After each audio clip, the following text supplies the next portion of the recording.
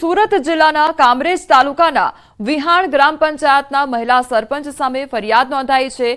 સમગ્ર બનાવની વાત કરીએ તો વિહાણ ગામે મહિલા સરપંચ શિલ્પા રાઠોડે 2021માં પંચાયતમાં સરપંચની ચૂંટણીમાં ખોટું જાતિ વિષયક પ્રમાણપત્ર રજૂ કર્યું હતું, જે બાબતે ગામના જ નિલેશ રાઠોડના નામના વ્યક્તિએ જરૂરી તપાસ કરવા વિજિલન્સ તપાસની માંગ કરી હતી, જે બાબતે લાંબી તપાસ બાદ વિજિલન્સ દ્વારા અહેવાલ રજૂ કરવામાં આવ્યો હતો, જેમાં મહિલા સરપંચ પોતે બોગસ જાતિ પ્રમાણપત્ર મૂક્યું હતું।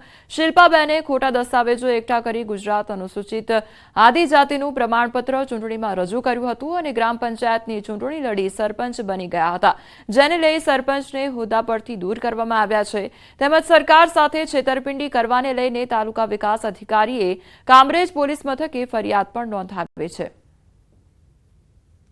વિહાણ ગામના નિલેશભાઈ સુરેશભાઈ રાઠોડ દ્વારા વિહાણ સરપંચ બેઠક પર 2021ની ગ્રામ પંચાયતની ચૂંટણીમાં ચૂંટાયેલ શિલ્પાબેન દીપકભાઈ રાઠોડના જાતિ પ્રમાણપત્રની તપાસ કરવા વિજિલન્સ સેલને અરજી કરેલ હતી, જે આધારે વિજિલન્સ સેલ દ્વારા તપાસ કરી તૈયાર કરેલ અહેવાલના આધારે વિભાગીય વિશ્લેષણ સમિતિ સુરત દ્વારા શિલ્પાબેન દીપકભાઈ રાઠોડનું જાતિ પ્રમાણપત્ર ખોટું હોવાનું સામે આવતા રદ કરવાનો હુકમ કરી અમોને ગુજરાત અનુસૂચિત જાતિ, અનુસૂચિત આદિજાતિ અને અન્ય પછાત વર્ગ જાતિ પ્રમાણપત્ર કાઢી આપવાનું અને તેની ખરાઈ કરવાનું નિયમન કરવા બાબતના અધિનિયમ 2018ની કલમ 11 અને 12 મુજબ કાર્યવાહી કરવા અધિકૃત કરવામાં આવેલ હોય અધિનિયમની કલમ 11 મુજબ તેઓને તેઓના હોદ્દા પરથી ગેરલાયક ઠેરવીને દૂર કરી કલમ 12 મુજબ તેઓની સામે પોલીસ ફરિયાદ નોંધાવેલ છે। વડોદરા શહેર ભાજપ સાયન્સ પ્રક્રિયામાં માથાકૂટ સર્જાઈ અને શહેર પ્રમુખ માટે ફોર્મ ભરતી વખતે માથાકૂટ થઈ છે। પૂર્વ ડેપ્યુટી મેયર તેમજ પૂર્વ કોર્પોરેટર વચ્ચે બોલાચાલી સર્જાઈ છે। સુનીતા શુક્લા અને હર્ષિત તલાટી વચ્ચે બોલાચાલી થઈ છે। બંને ભાજપના નેતાઓ જાહેરમાં બાખડ્યા અને હર્ષિત તલાટી પર જાહેરમાં કપડાં ઉતારીને ભગાવવું તેવો આક્ષેપ કરી સુનીતા શુક્લ બાખડ્યા છે। અન્ય નેતાઓએ બંને વચ્ચે પડી મામલો થાળે પાડ્યો છે। કોઈપણ વ્યક્તિ પોતે ઝાંખો પડતો હોય તો એ ઝાંખાની સામે જે ઉજળું ને પ્રકાશમય છે તો એનાથી સહન થવાનું જ નથી, કારણ કે જે પોતે નથી કરી શક્યા એ બીજો કરી શકે છે, એટલે એ લોકોથી સહન નથી થતું ને વિરોધ કરે છે। બાકી સંગઠનમાં અમે છીએ જ, સંગઠનમાં કોઈ આંતરિક વિવાદ છે જ નહીં। ના, મેં પોતે દાવેદારી નથી નોંધાવી। સુનીતાબેન ઇન્ટેન્શનલી કોઈકના આધા બનીને આવું કોઈ કાર્ય કરતું હોય તો એમને વિચારવું જોઈએ।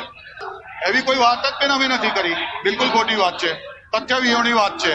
માત્ર ને માત્ર મારા પર કાદવ ઉછાળવા માટે આ કૃત્ય થઈ રહ્યું છે। જે ખાનગી બેઠકો છે તે ખાનગી હોય છે, એટલે એમાં શું ચર્ચા થાય એની મને ધ્યાનમાં નથી। બીજું, હું પ્રમુખ ન બનું એના માટે કોઈ બેઠકો બોલાવતા હોય એવું મારા ધ્યાનમાં નથી, પરંતુ હા, હું પ્રમુખ બનું એના માટે એટલા બધા કાર્યકર્તાઓ જાહેરમાં વાત કરે છે અને એ લોકોની એવી લાગણી છે કે વડોદરા મહાનગરમાં અધ્યક્ષની જવાબદારી ડોક્ટર વિજયશાન આપવી જોઈએ। ખેડા જિલ્લા સહકારી સંઘની ચૂંટણી યોજાઈ અને માતર, નડિયાદ, મહુધા, કઠલાલ અને કપડવંજમાં ચૂંટણી યોજાઈ।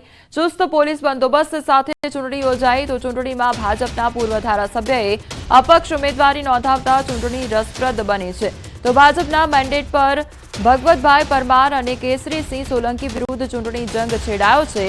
30માંથી 24 મતદારો દ્વારા અત્યાર સુધીમાં મતદાન કરવામાં આવ્યું અને મહત્વનું છે કે જિલ્લા સહકારી સંઘમાં 13 બેઠકોમાંથી 8 બેઠકો બિનહરીફ થતા 4 બેઠકો પર ચૂંટણી યોજાઈ તો આગામી 7 તારીખે નડિયાદમાં મતગણતરી પણ કરવામાં આવશે।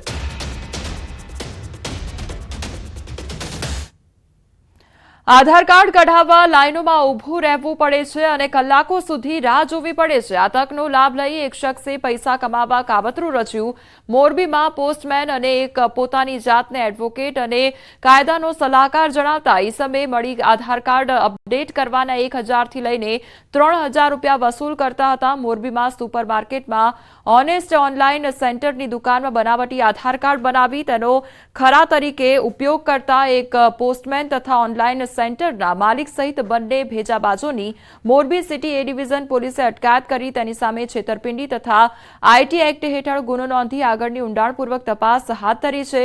સરકારી ફી માત્ર 50 થી 100 રૂપિયા છે અને આ બંને ઇસમો ગ્રાહકની સ્થિતિ અને તેની ઉતાવળને જોઈને એ પ્રમાણે ચાર્જ વસૂલ કરતા હતા. હાલ આ બંને ઇસમોની પોલીસે ધરપકડ કરી છે અને અત્યાર સુધીમાં કેટલા આધાર કાર્ડમાં સુધારો કરી આપ્યો, આ રીતે રૂપિયા વસૂલ કર્યા છે તે દિશામાં ઊંડાણપૂર્વક તપાસ હાથ ધરવામાં આવી છે.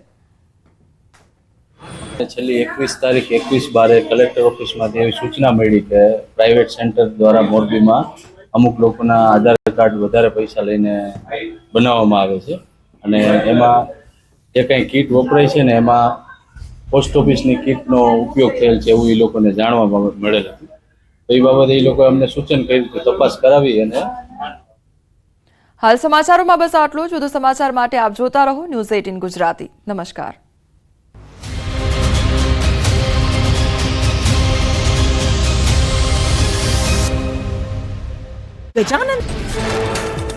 લેટર કાંડમાં ફસાયેલી પાટીદાર દીકરીના જામીન મંજૂર. કોર્ટે પાયલ ગોટીને જામીન આપી મુક્ત કરી. પાટીદાર દીકરીનું સરઘસ કાઢવા મામલે રાજ્યમાં ઠેર ઠેર થયો હતો વિરોધ. પાયલ ગોટીને જામીન મળતા ફરિયાદી પક્ષે મૌન સેવ્યું.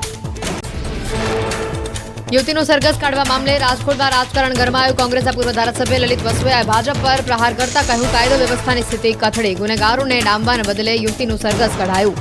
પાટીદાર સમાજ ભાજપને ક્યારે માફ નહીં કરે.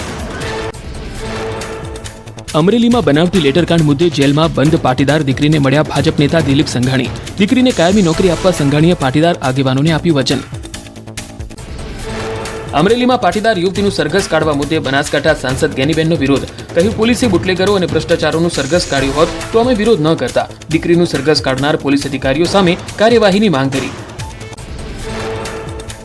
અમરેલીમાં પાટીદાર સમાજની દીકરીના સરઘસ મુદ્દે વિરોધના પડઘા પાટણમાં પડ્યા. ધારાસભ્ય કિરીટ પટેલે મુખ્યમંત્રીને પત્ર લખી ન્યાયની કરી માંગ. પાટીદાર યુવા કિસાન સેવા દ્વારા પાટણ કલેક્ટરને આવેદનપત્ર આપી ન્યાયની કરવામાં આવી માંગ. સાબરકાંઠા જિલ્લામાં શાકભાજી પકવતા ખેડૂતો મુકાયા મુશ્કેલીમાં. માર્કેટમાં સારા ભાવ ન મળતા પશુઓને શાકભાજી ખવડાવવા મજબૂર. મોંઘાદાટ બિયારણ, દવાઓ, મજૂરી સહિત ખર્ચ ખેડૂતોને માથે પડ્યો. ખેડૂતોના જણાવ્યા મુજબ ફુલાવર, કોબીજ, મેથી, ટામેટાના 2 થી 5 રૂપિયા જ મળી રહ્યા છે. હોલસેલના વેપારીઓ મફતના ભાવે અમારા શાકભાજી ખરીદી રહ્યા છે તો સામે છૂટક વેપારીઓ પણ ખેડૂતોને લૂંટી રહ્યા હોવાનો આરોપ.